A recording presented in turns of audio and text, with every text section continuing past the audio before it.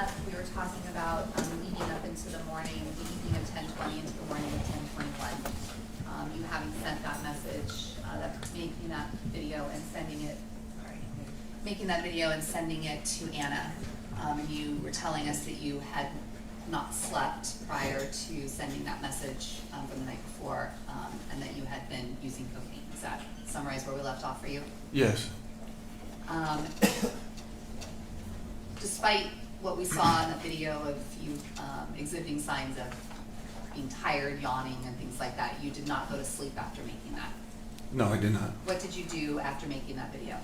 I started doing coke. I was just on my phone,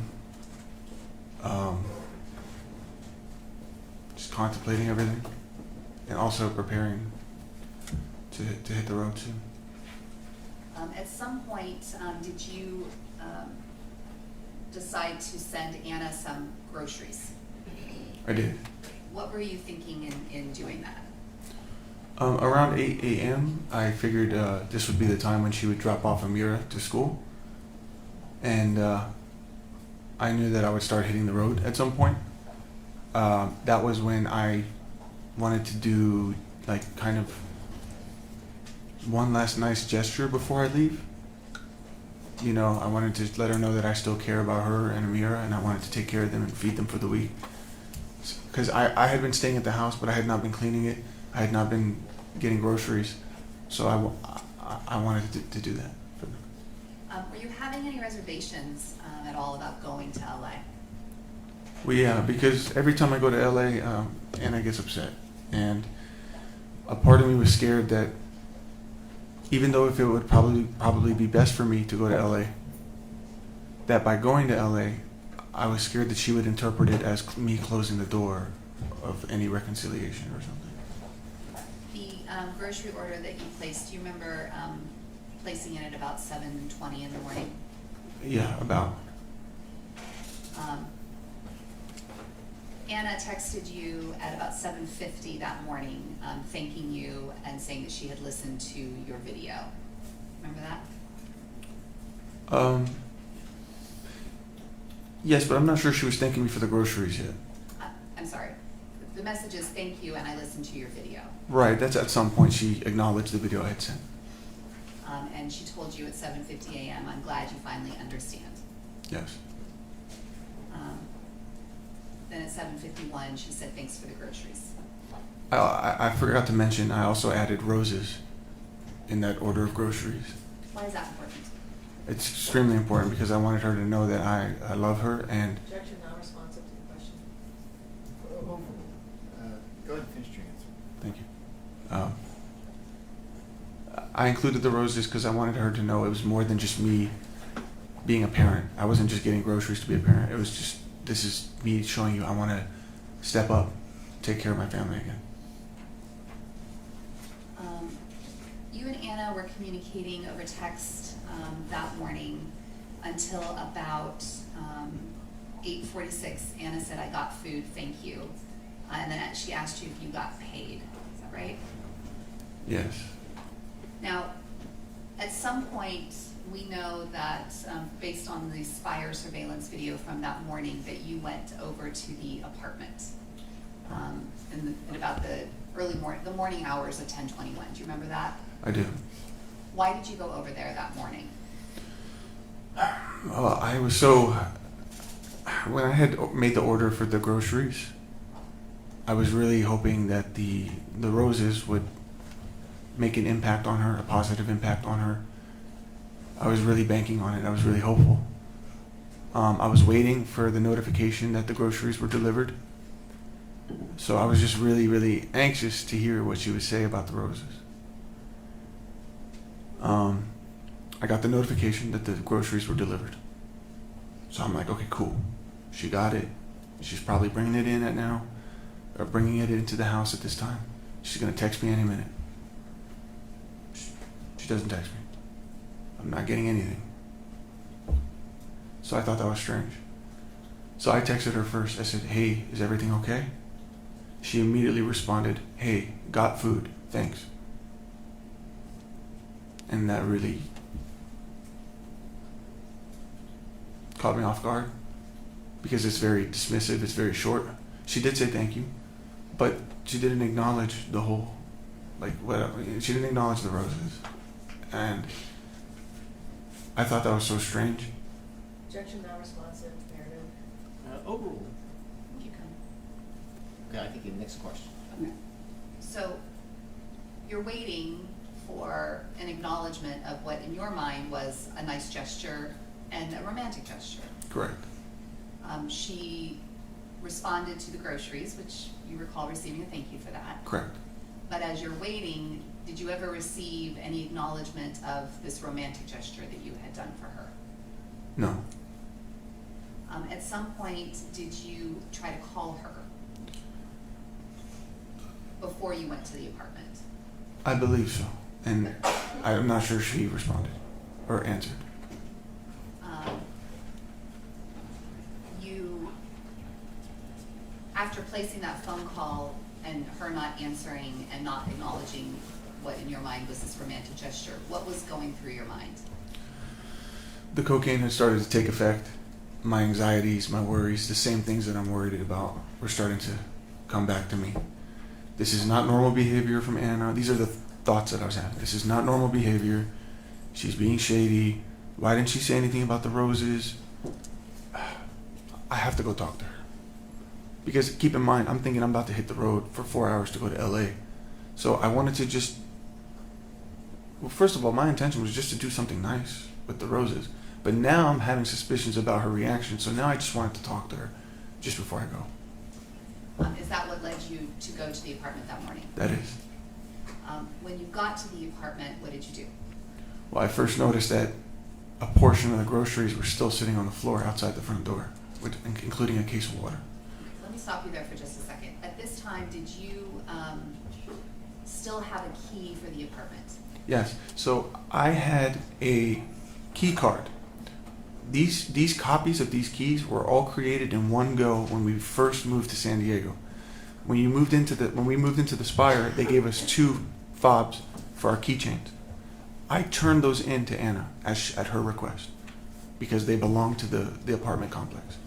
But I told her I wanted to keep the ID card that I keep in my wallet in case I need to pick up my mail or if God forbid there's an emergency, because I didn't know she had a rental at the time, a BMW that she was renting.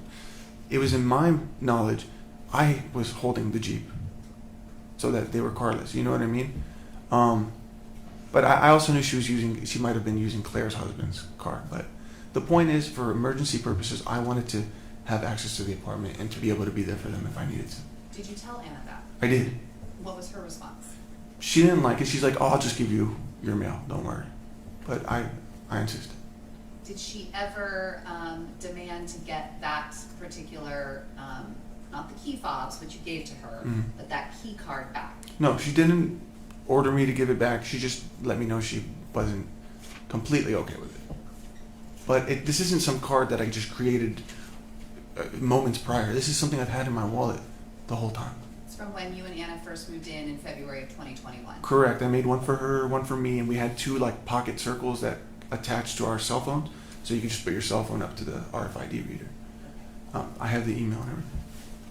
So when you're thinking to yourself, all of these things are starting to build in your brain, the suspicions are coming back, you're thinking things aren't adding up, not making sense, you decided you needed to go to the apartment to talk to her. Yeah, I thought it was really strange, and I had just given her in my mind, I gave her a beautiful video of me owning up to things, and then I did this nice gesture with the roses, and I'm like, she's still being cold with me. What's going on with that? So you went to the Spire building. Did you know from having lived in the Spire building for all of these months that there were security cameras in the building? I only knew of cameras in the elevator. So then them being in the hallways or in the lobby or in the parking garage, were you aware of that? The hallways where people live, there's no cameras. But yeah, I'm familiar with there's a camera in the garage. So you knew that before 10/21? Oh yeah. So when you got to the building, you used that key card that you had. First, Okay, I'm sorry. Go ahead. First, I texted Anna, said, "Hey, I'm here," and then I politely knocked. I didn't just barge in. Did you then use the key card to go into the apartment? I did because I didn't receive a response. What did you do when you got inside? Well, at first, I was just observing. I mean, I was right at the front door. I immediately noticed all the groceries were on the counter, including the milk, that she had not even taken the time to put it in the fridge. And the first thing I see is my roses, or the roses that I sent, on the counter, and they're crushed by this like mini luggage makeup kit that she had, this makeup bag. That makeup bag doesn't usually leave her vanity. She does it in front of the vanity mirror. So for me to see my roses crushed like this, and her makeup bag right on top of it still open, I'm trying to piece this information together. I'm thinking, okay, first of all, she didn't give a shit about the roses. Second, her makeup bag is here, it's open, so that tells me she's quickly putting her makeup on to go see somebody. That's how I interpret it. As you were standing in the apartment, did you start to go through some of the things that you were seeing in the apartment? Yeah, I immediately realized she's not there. So I started looking around. I first opened up the second bedroom, which is the office, what used to be my computer room, and where Amira would sleep too. It was a huge mess. Just there was 2 luggages there, partially open. It was a lot more organized, but I started to rummage through it and throw things around. When you went into the apartment, prior to entering it, did you turn your audio recorder on your cell phone? Yes, because again, I expected that this was going to be another one of those interactions with Anna that might go not the way that I had intended. So yeah, I started recording. I'm going to play for you a recording that you made from inside the apartment. Can I see? You're going to hear it in just a second. I was texting Anna also at the same Objection time. not responsive. Sorry. This will be Defense Exhibit 27 for the audio and Defense 28 for the transcript.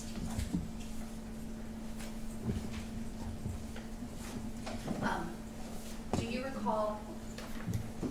you recall whether before you made this recording of entering the apartment, were you texting with Anna?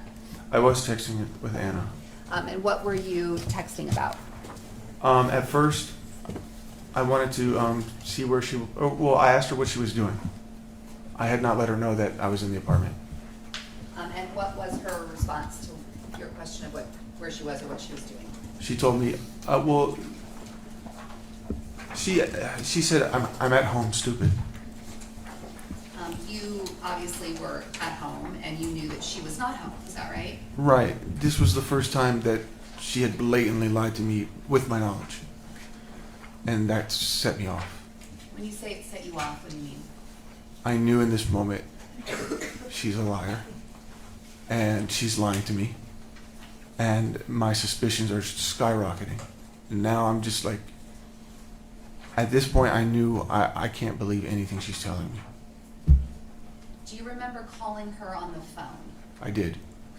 Was that before or after you made this recording in your apartment? I think it was before, and that's why I was trying to bring this up. Okay, so when you made this phone call, what were you saying to Anna? Where are you? You're not home. I'm home. You're at Dunkin' Donuts? Like she said she was at Dunkin' Donuts to get iced coffee. And then I remember asking, give me a pan of like the car. Let me see if there's anybody else in the car with you. No, I'm not doing that. This was the phone call that the prosecution played in their case in chief, where part of it is recorded on the Nest camera, is that right? Yeah. Yes. You didn't know there was a Nest camera there, No, right? I had no idea about that camera. And in this phone call, we heard you. Your demeanor sounded like you were getting kind of agitated. Yeah, she was like kind of laughing at me for she knew I was freaking out. She knew she just lied to me. And I was in her apartment and she's still continuing to mock me. So then after that is when you went back into the apartment and made this audio recording? I was still in the apartment, but I decided to I resumed it. So I paused it for the phone call and resumed it. Got it, okay. 1 second, please.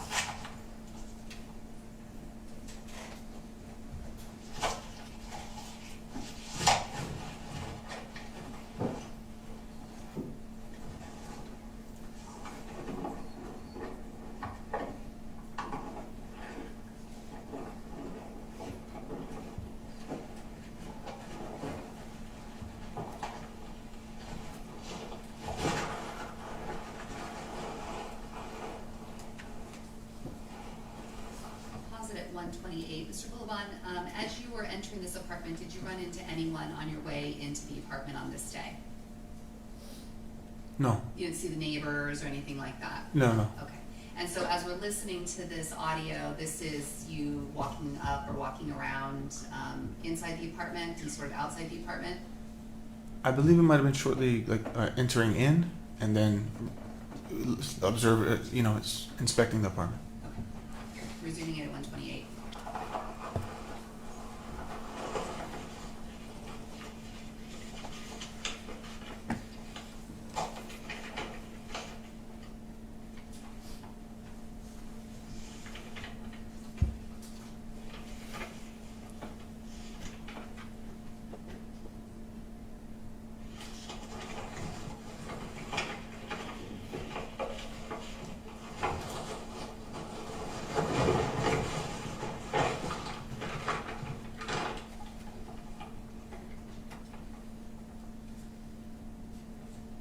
Anna Marie, AIDS, what? Sleep, Demerol, pediatric dentistry.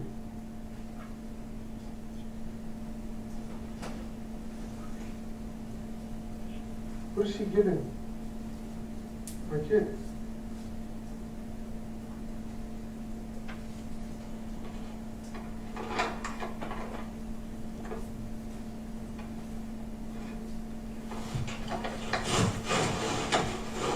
Anna has a fucking STD? Anna has a fucking STD? HIV infection overview. AIDS was reported. What? What?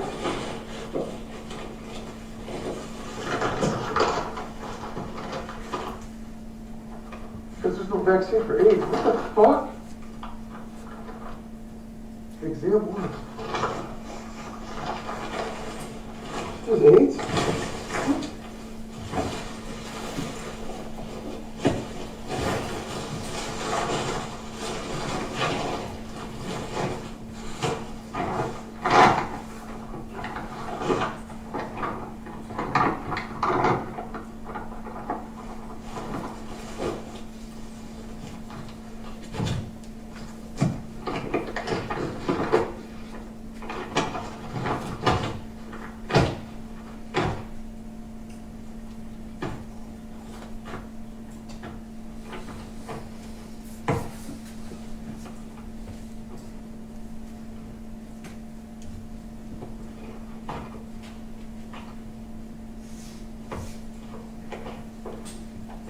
Oh my fucking god.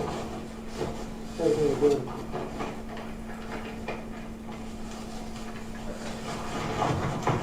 I'm about to throw up.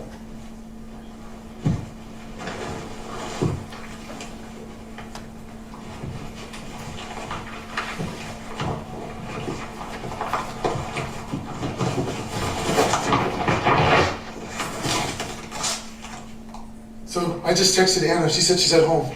I'm at home. She's lying.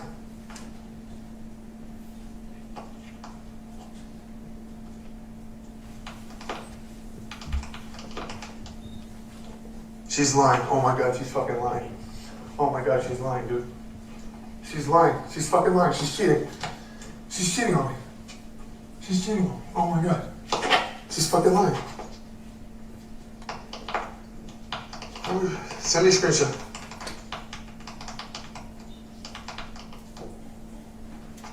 I'm gonna stop it there at 508. It sounds like we're hearing like a clicking sound as though you're texting.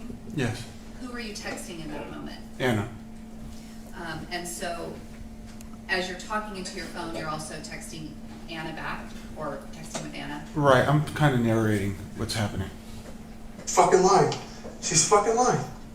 Oh my god, she's lying. She's lying. She's fucking lying. This bitch. I can't believe it.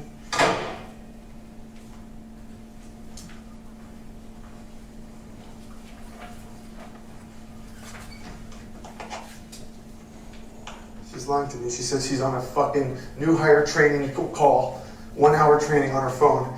I said, where are you? She said, I'm at home. She's fucking lying. I'm at home.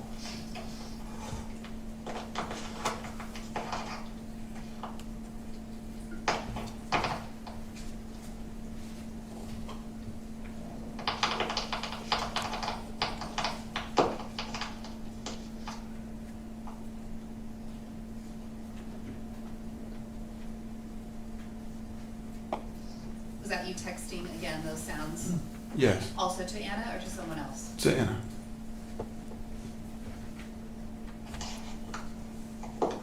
As I fucking suspected. She's cheating on me. She's fucking cheating on me. She said she's home. She's not home. She just blocked me because I wanted to fucking find out where she is.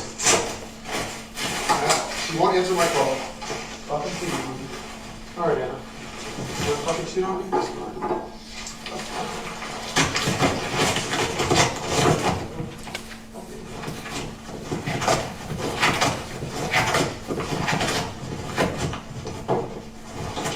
Cheat on me? Come on.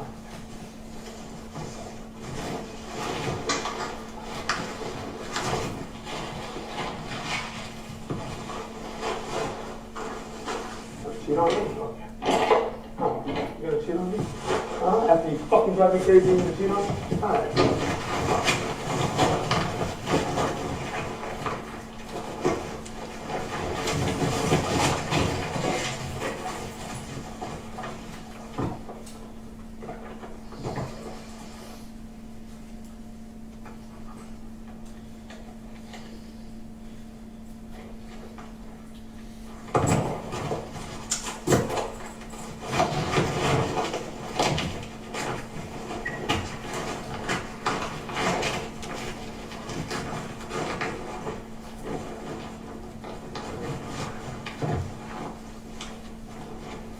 Cheating on me? She blocked me? You blocked your husband?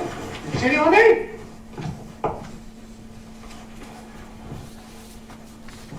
Let's stop it there at 7:46. That's the end of the actual talking. The recording, though, continues to be a total of 12 minutes and 50 seconds. So, is that what you recall having the phone on still? Yes. Now,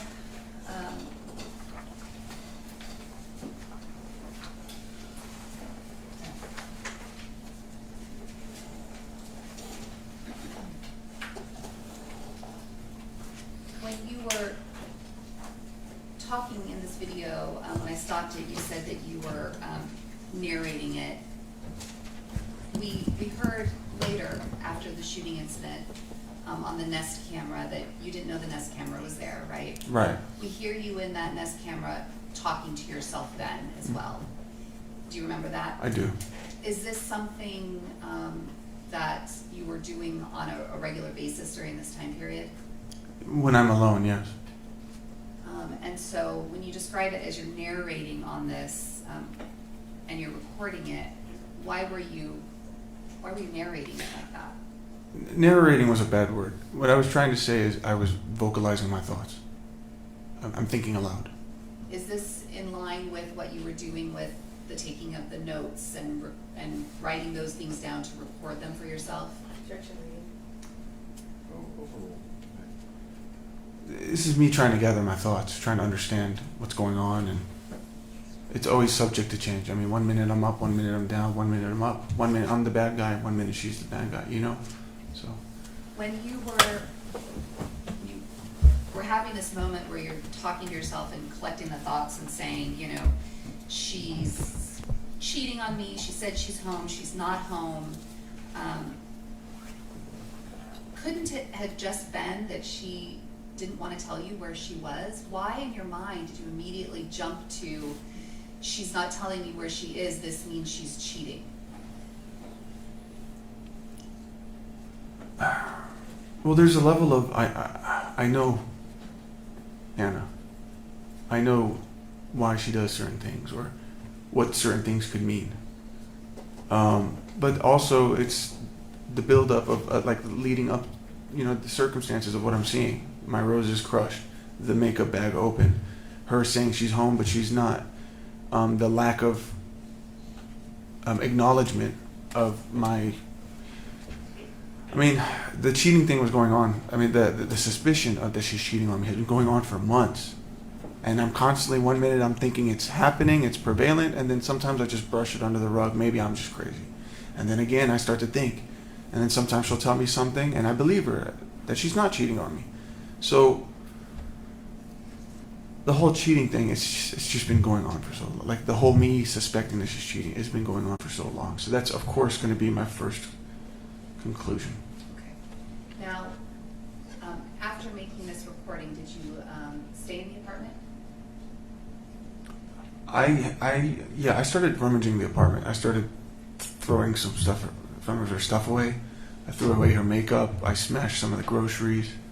I threw the roses on the ground. I was having a huge tantrum. I mean, like, you see how that ended, the level of my voice? That's how that continued off recording. Or on, I don't remember.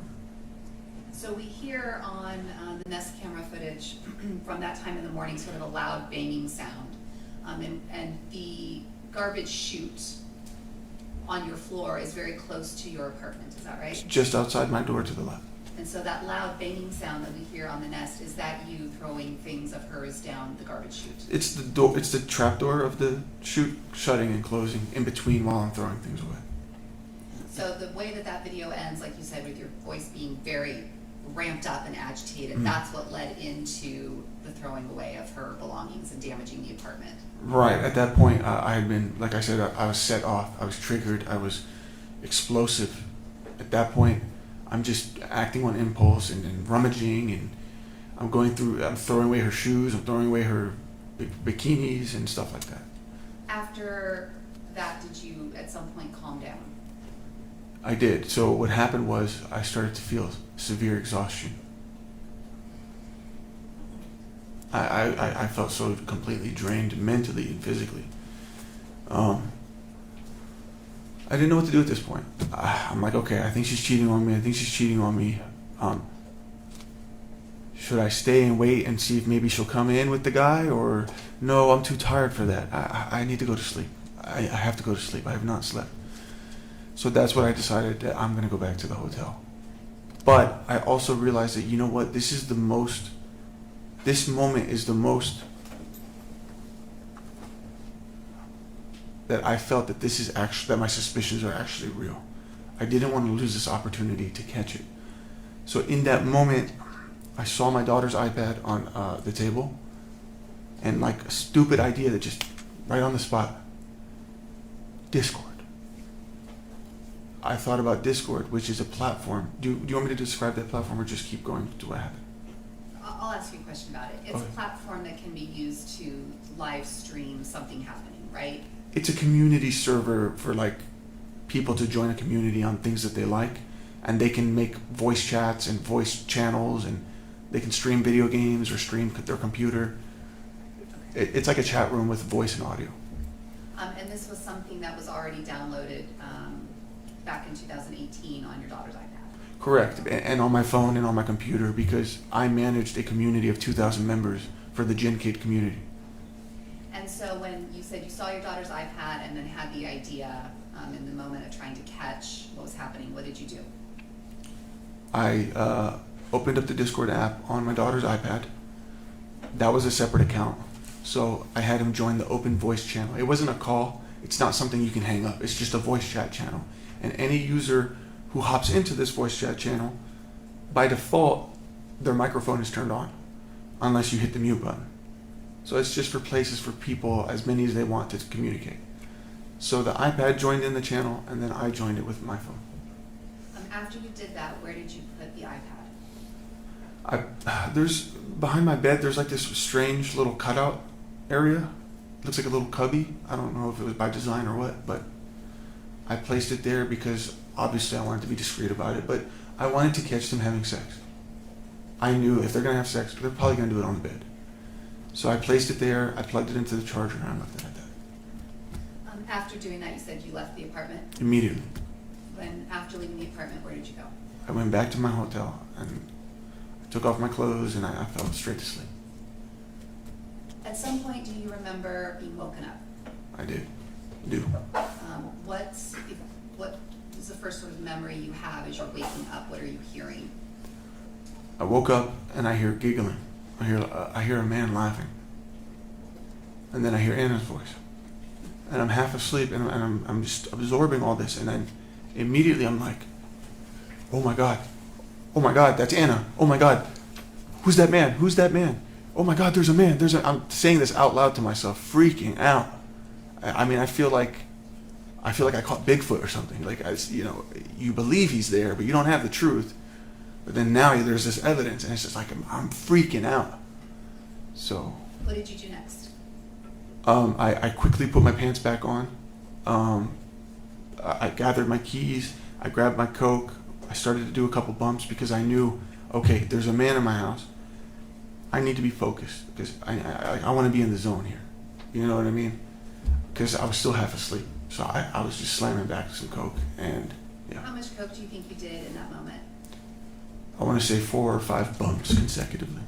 How much is a bump in your usage, if you know? It's like a tiny little, but it's effective. Do you think it totaled half a gram that you used there? Or maybe even a gram. When you said that you got up and kind of were gathering your things and put on your pants, at this time, were you always carrying your gun on your holster on your belt? I had been for the last few days. Is there any particular reason why you were doing that for the last few days? Well, I'm a concealed carry permit holder in the state of Virginia, so yes, I used to wear it regularly, concealed every day. But that doesn't apply here in California. However, when I had moved out, or when I left the apartment on the 18th, all my expensive belongings were in my Jeep. My Jeep, my iMac computers, my personal property, it's all there, laid out in the open. The windows are not tinted. So I wanted to carry concealed in the event that I found a break-in or a robbery or something like that. So when you put on your pants, your belt was on your pants, Correct. and the holster was already on your pants. And the gun, yes.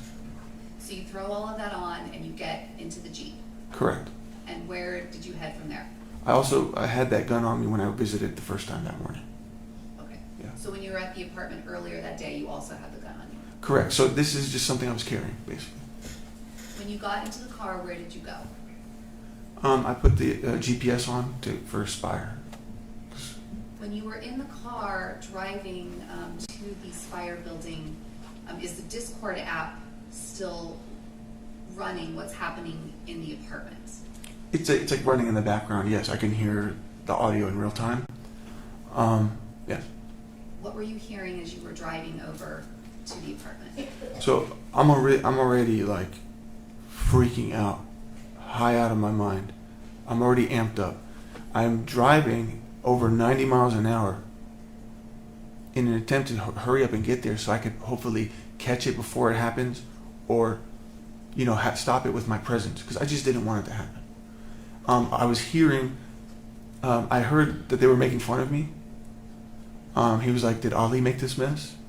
I didn't know who he was. He's like, "Did Ali make this mess?" She says, "Yeah," and he bought me these cheap ass flowers. Let me just tell you, when you hear your wife talk shit about you to an undisclosed man, that is fucking painful. And this is while I'm driving 90 miles an hour, already like freaking out. But then what happened was the voices stopped. Suddenly there was silence, and I'm like, what? Why don't I hear anything? Why'd they stop talking? Next I start hearing R&B music playing. Let me stop you there. As you were driving over there, you were texting with this friend Sammy, who you had planned to go and see later that same day. Is that right? Yeah, I texted him that there's a man in my house. And you told him not to contact Anna. Do you remember telling him that? Yes. Why would you tell him that? I had asked him to intervene at one point between me and Anna to see if maybe he could be the middleman of reconciling us. So I know he had her number. My intention was, when I had told him that there's a man in my house, I was concerned that he was going to tell Anna, thus giving her a heads up, and then she was just going to have the guy leave. So then I would be at square one again. So basically my intention was to just not show up at the apartment and then just like, oh, where'd the guy go? You know what I mean? So you're telling it, you told him that you're driving over to the apartment, you're listening, it goes silent, and then you hear the music. How long did it take you to get from your apartment, I'm sorry, for your hotel to the Spire apartment building? The commute was 15 minutes. When you got to the Spire building, where did you park? Right outside the garage on the red curb where it's like illegal to park. But I just, When you got to the Spire building, why did you go in through the parking lot instead of through the, or parking garage instead of through the front door?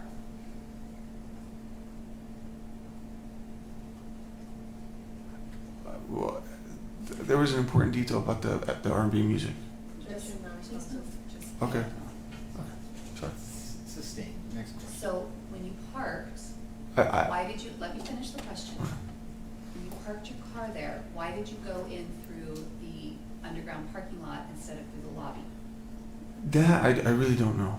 I think because the GPS just took me to J Street, which is where the garage entrance was.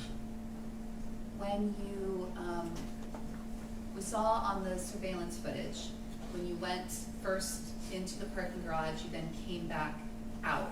Why did you do that? Because I had ran all the way to where the elevators are, and there's a black gate that requires you to use your key card. I had forgot my key card in the Jeep. So that's why you then ran back. Correct. So you had your gun on you the whole time, but the Yes. first time you ran, and then the second time you came back. Yes.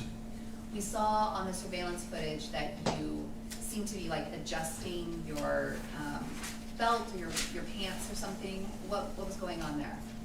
So this had been the first time that I'd ever carried concealed in a full sprint, meaning I'm running. I had never run with my gun on me before, so I did not know that the weight of the gun was yanking my pants, and I was concerned that it was going to fall out and somebody was going to see it. So in that moment, I was just adjusting, tightening my belt to better secure it.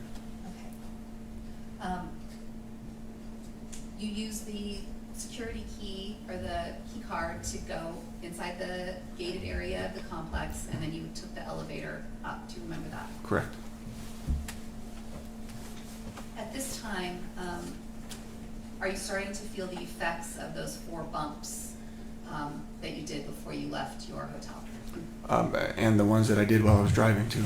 Okay, so let me ask you that. So in addition to doing the ones in the car, in the hotel, did you also use in the car? Yeah, I was not even taking bumps at that point. I was just taking the bag and literally double nostriling it. Like I was freaking out, and this is probably the most coke I've ever done in a single moment.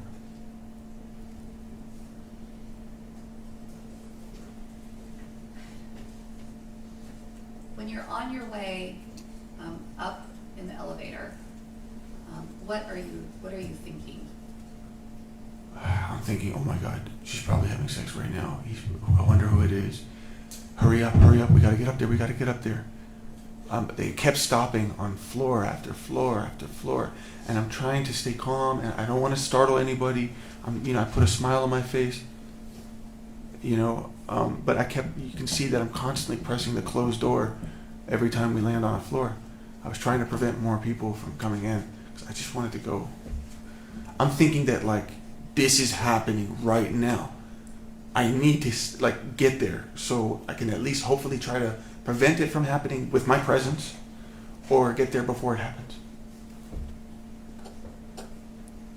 Because you knew that you put the iPad with the Discord channel on in the bedroom, as you're coming up and getting ready to go into the apartment, what are you expecting to find when you open that door?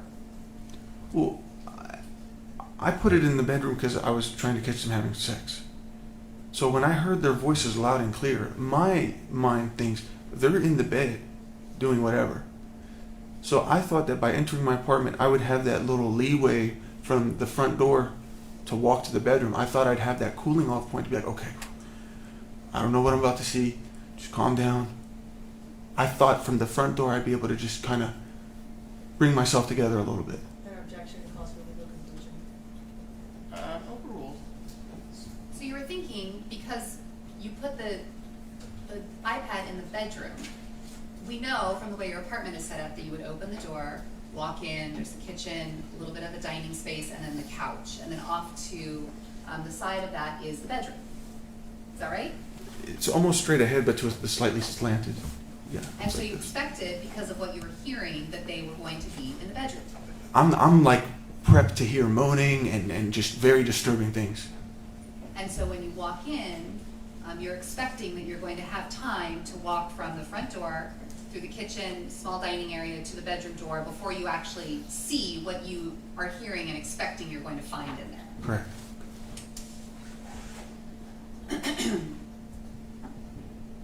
When you got off the elevator, what happened next? As you can see, I was in a hurry to get in there. I didn't even wait for the door to open. I was running. I used my key card. The only thing I had in my hand was my key card. I opened the door. I barged in. I was immediately startled. I stopped right in my tracks like a deer in the headlights. They weren't in the bedroom. They weren't having sex. They're right there, cuddling on the couch. Let me stop you there for just a second. You said that based on prior times that you had shot this gun, when you had your gun on your belt, in your holster, was it capable of being fired the way that it was at that moment?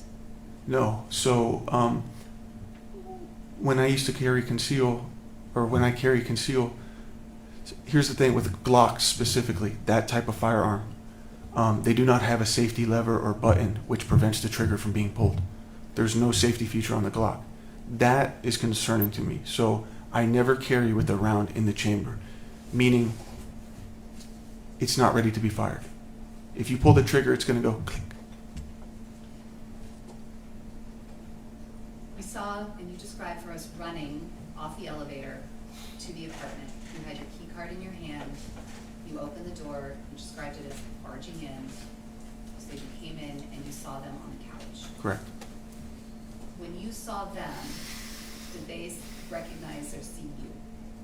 Well, at first, I saw Anna. I couldn't see who the man was because she was kind of leaning forward a little bit to see who's at the front door. So I see Anna, and then the man leans his head forward. He leans his head forward, his eyebrows arched. I immediately identify him as Ray, and he goes like what's up? And for the record, you're moving your head and chin sort of up Yeah. in emotion. Yes, nodding up. You stated that kind of in the way of saying what's up. Did he say what's up? No, he did his usual, like, what's up? What happened next?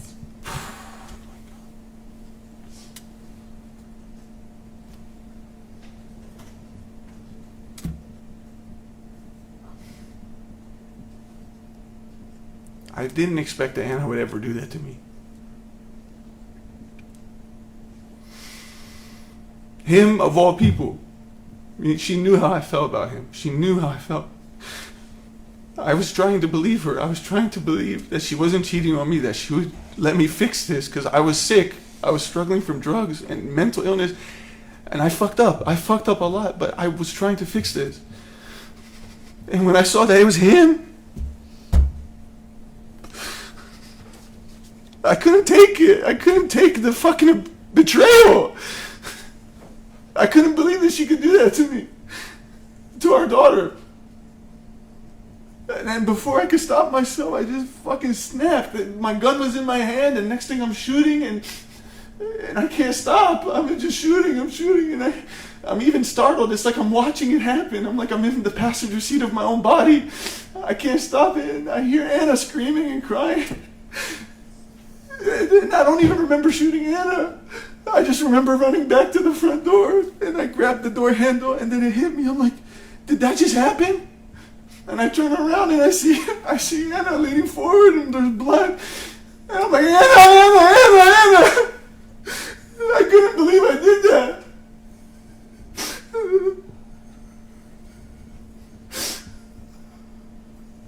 I don't know. I didn't mean to do that. We heard in the recording that you had your phone on when you went inside the apartment. Do you remember that?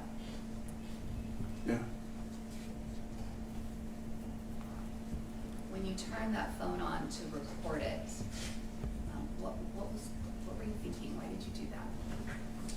When I recorded the phone, or When you went into the apartment, you had the recording on your phone. Why did you do that? again, this is just something I started doing in these recent months to make sure that basically, because I don't know how this is going to happen, how this is going to play out. I don't know what Anna's going to say to me. I don't know if she's going to blackmail me. I don't know if she's going to call the cops on me, or if they're going to lie and say I hit them or whatever. So I started recording to protect myself, to make sure I have integrity of what took place. It was to protect myself. When you went to that apartment and you had your gun in your holster on your pants, was it your intent to kill them? No.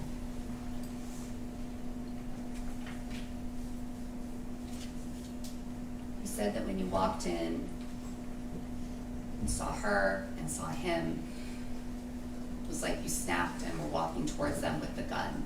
You know from the audio that the first rack was before the first shot. Do you remember hearing that? Yes. And then a shot. And then a rack again. Do you remember that? Yeah. Based on the experience that you have with shooting this gun, after that second shot, do you need to rack it again to shoot it? No. When you're hearing that on this recording, do you have any memory of racking that gun again? No, and when I had later found out that there were unspent bullets in the apartment, I was very confused. That's not even proper weapons handling. That's not the way I would use that firearm. There's no need to rack it again because it's a semi-automatic pistol. It automatically refills the bullet. So it didn't make sense to me why I'm racking this gun at random intervals. After the second racking, we hear 4 consecutive shots. And then a final racking, and then a final shot. On that video, after the first shot, someone yells out, "Whoa!" Was that you? That was me. Do you have any memory of saying that? No. But I remember being startled. I was startled by the sound of the gunshots. Had you ever fired a gun inside of a room before? The shooting range that I used to go to was outdoor, so it's outdoor, and we would wear ear protection. This was the first time I ever fired a gun in an enclosed space, but also without ear protection. We know, Ali, that at some point you took a photograph of what happened, of what you did to them. Remember that? There was a photograph, yeah. Do you remember taking that photograph? Not really. Do you have any memory of why you took that photograph? I know that I was in disbelief of what occurred. I know that I wasn't sure if this was real. I wasn't sure if this was just some strange nightmare or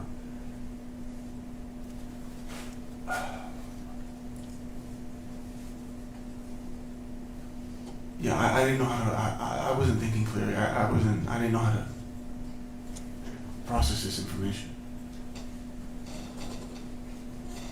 You, after the shooting and after taking the photograph, you left the apartment and walked down the hallway for like a slight bit. Do you remember that? Yeah.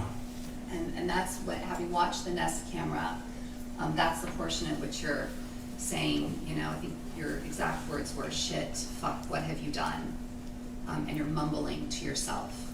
Yeah. Do you remember, we watched that, but as that was happening, do you remember saying those things to yourself and talking to yourself in that moment? No, but I do remember I was trying to think, what the fuck do I do now? How do I fix this? What should I do? My mind was all over the place. My brain was like a fog. You then from there went back into the apartment. Yeah, I thought about Anna again.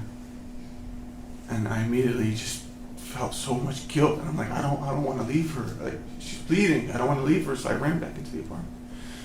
When you got back into the apartment, what did you do? I started screaming out to her again, Anna, please don't die. Please, I love you. Please don't die. I'm sorry. And she wasn't responding, and I just stood at her. I just stared at her, and yeah. When you were staring at her, did you notice something? I noticed her hand, her right hand, was really tight, clutching at something. What did you think when you saw that? Well, I didn't know what it was, so I gently used my left finger to move some hair, like her ponytail, and then I kind of just gently pried open a few fingers, and then I saw that it was a bag of cocaine. I didn't think anything of it. It's normal. When you, It's normal for her death. it was normal for her to have cocaine in her. Yeah, and it was not strange for me to see cocaine. When you, after doing that, do you remember leaving the apartment again? Yes, because I knew I needed to tell, first I needed to tell somebody. And then the first person you called was your mom. Correct. And that's what we hear on the Nest camera. You talking to your mom and saying, Mom, I just shot and killed Anna. I'm telling her she was with another guy at the house. You then were talking to your mom and telling her talking about Amira, getting Amira in school. So I was trying to, in that moment, I had no idea how to react to this, how to make it better, or what the course correction is. I don't know. So I reached out to the one person that I'm closest to, my mom. And I knew, because of the severity of what just took place, there was no time for me to say, hey, Mom, are you sitting? I have to tell you something. Mom, this is going to be really hard for me. No, I just started blurting out, Mom, I shot Anna. She's dead. She's dead. I didn't actually know that she was dead. I didn't check her pulse. I was just blurting out. I needed my mom to know the severity of what took place. And she started panicking, and yeah. At this time, we know from the Nest camera that you're still kind of just back and forth around the elevator room, walking back and forth. You did leave, though, at some point, right? The reason I was pacing is because the elevator was taking so long, and I was talking to my mom, and I was talking to my dad through text, and I'm letting them know these things. My dad's not really believing me. He thinks I'm talking about some TikTok video or something. But yeah, I'm pacing and stuff. When the elevator door finally opened, who was on the elevator? There was a number of people, but one of them was getting off as I was getting on. It was my neighbor, Daniel. We've seen in a still photograph and maybe some surveillance footage of you entering the elevator and appearing to smile at Daniel. Do you remember seeing that? Yeah. Walk us through what was going through your mind that moment when you just had this experience. You just shot two people and you see Daniel. Well, immediately he's talking. Hey, I've been looking for you. I got your voicemail. It was really funny. Sorry I haven't been able to communicate with you these last few days. You know what? I'll take the elevator with you. And I'm holding the door. I'm like, no, it's fine. We'll talk later. No. He's like, don't be silly. Just I'll come with you. So at this point, I'm like, oh my God. I'm freaking out. I'm like, this is not the right time to be talking. So I'm not trying to scare anybody. I'm not trying to startle anybody. So I had a smile on my face. I'm being playful, but it's just freaking the fuck out, because eventually, as he's bombarding me with these questions, I look at him and I go, stop fucking asking me questions. It scared everybody in the elevator. When you got on the elevator, it was actually going still up, right? I hadn't even checked that it was going the wrong direction. So you're on there with Daniel, you guys go up a couple floors, you come back down, and as soon as you say this to Daniel, he gets off the elevator and goes onto the floor that you all lived on, right? Correct. What happened then? I rode the elevator, I think, in silence. And then as soon as we got to the lobby, I ran out. I don't know, I guess I couldn't wait for it to go to the garage. So I opted to just run through the lobby and exit through the Pinnacle entrance, and then I ran to my Jeep. When you got to the Jeep, you placed a phone call to 911. I also put my gun away. After putting your gun away, you called 911. Yes, I called 911. Why did you call 911? I called 911 to get medical help for Anna and Ray in the event that there is a chance to save them. I was not ready in that moment to say, hey, it was me, you know, like I knew that my mind was on getting them help, and my mind was on the fact that my daughter's all alone in school. And I expect that her mother was the one to go pick her up. I didn't want to, you know, leave her there and have her watch all the kids get picked up by their parents, and she's thinking, where's mom and dad, you know? And I knew I had to turn myself in. I wanted to at least just secure her. You know, I was coordinating with my mom, like, can you meet me, please? I just want to give you a mirror. Okay, Dad, what about you? Can you come meet me? And they were trying to think of ways for me to meet them. And that's when I was like, I can't hide with Amira forever. Like, I can't just sit around and wait. It's not that I was trying to hide. It's not that I was trying to flee. It's just that I can't. The time is of the essence. I need to turn myself in. I can't just sit here with Amira. When you called 911, you gave them your name. I did. You gave them the address of the apartment building. I did.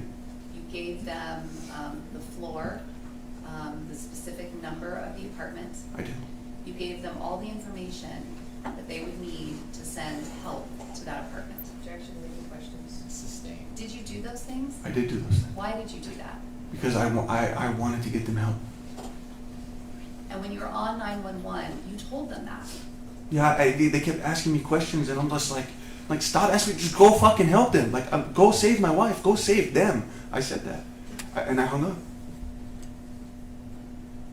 I wasn't trying to deceive police. I wasn't trying to make an alibi or anything like they said. I was just trying to focus on the matter at hand, get them help, and I needed time to go just secure my daughter at a safe drop-off point. After calling 911, you were doing that as you were driving? Yes. And you were driving on your way to Amira's school? Yes. When you got to Amira's school, what did you do? Well, I had done more coke. I had finished the remainder of what I had, and I tossed it into a bin, a trash bin outdoor. I went to go pick her up. I was on the phone with my dad, and I'm saying, it sounded like Judgment Day, or it was like sirens everywhere. The whole city was just covered in sirens. I mean, it sounded like the world was ending. I tried to put on good composure.